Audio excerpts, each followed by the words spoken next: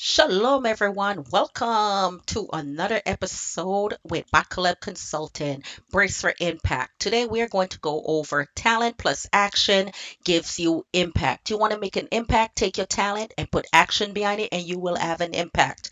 Discover your talent, then apply it through consistent action. There you go. Consistency again. You cannot get past being consistent. You have to discover your talent, apply it through consistent action.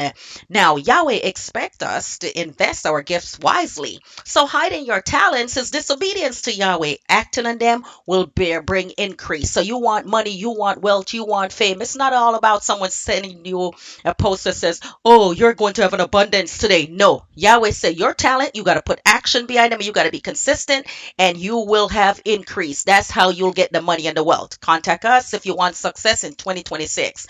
BakalebConsultant@gmail.com. Like, share, follow, subscribe. Peace.